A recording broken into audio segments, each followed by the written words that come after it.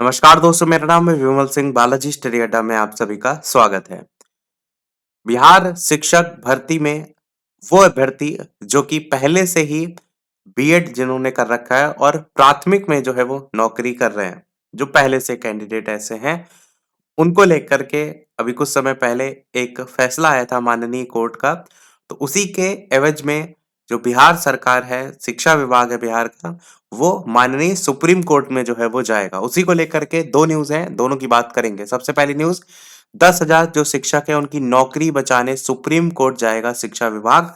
पटना से न्यूज़ है जिसमें राज्य पहली से लेकर के 5वीं कक्षा के जो बीएड योग्यताधारी नियोजित शिक्षक हैं, वो फिलहाल बने रहेंगे। ऐसे तकरीबन 10,000 नियोजित शिक्षकों को सेवा में बनाए रखने के लिए राज्य सरकार पटना उच्च न्यायालय के फैसले को सर्वोच्च न्यायालय में चुनौती जो है वो देगी। और मैंने बताया ना कि जो हाल ही में फैसला आया था वो पटना उच्च न्यायालय का फैसला आया था।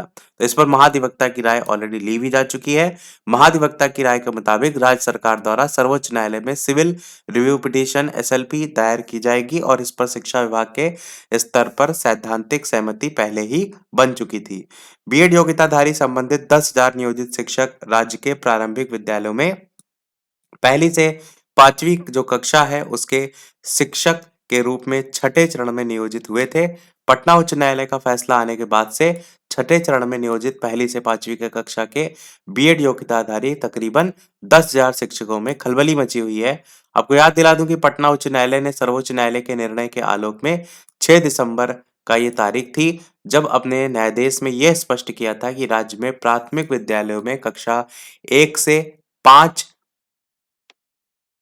में बीएड डिग्रीधारी शिक्षक के रूप में नियुक्त करने के योग्य नहीं होंगे और इन विद्यालयों में बीएड उम्मीदवारों को शिक्षक के तौर पर नियुक्ति पर जो विचार है वो नहीं किया जा सकता। न्यायालय ने ये भी कहा था कि नियुक्त शिक्षकों के मामले में एनसीटी के 2010 के ओरिजिनल अधिसूचना के अनुसार योग्य उम्मीदवारों की नियुक्ति बरकरार रह सकती है और की गई जो नियुक्ति के मामले में फिर से काम करना होगा। और पटना उच्च न्यायालय को ये भी बताया गया था कि 28 जून 2018 को एनसीटीई द्वारा जो जारी अधिसूचना थी उसको चुनौती दी गई थी जिसमें प्राथमिक कक्षाओं में बीएड डिग्रीधारी शिक्षकों को योग्य माना गया था और इसी अधिसूचना को सर्वोच्च न्यायालय में चुनौती देवेश शर्मा बनाम केंद्र सरकार और अन्य के मामले में दी गई थी। सुप्रीम कोर्ट ने इस अधिसूचना को रद्द कर दिया था।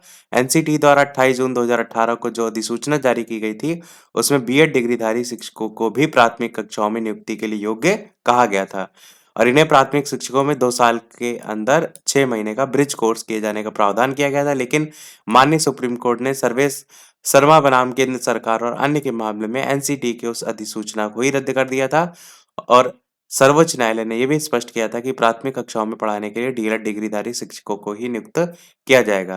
ये सर्वेश था कि देवेश नाम था। पटना उच्च न्यायालय ने इस आदेश के आलोक में ये स्पष्ट किया कि राज्य में प्राथमिक कक्षाओं में डीएलएड डिग्रीधारी शिक्षकों की नियुक्ति की जाएगी।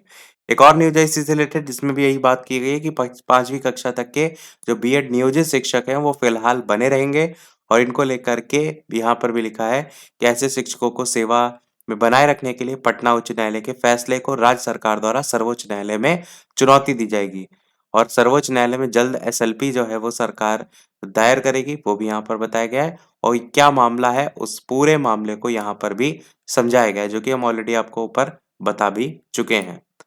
तो यही था हमारे इस ओवरऑल अपडेट में। कोई प्रश्न तो कमेंट में पूछ सकते हैं। वीडियो लाइक शेयर सब्सक्राइब अवश्य कीजिएगा। मिलते हैं अगले अपडेट में, तब तक के लिए नमस्कार, जय हिंद।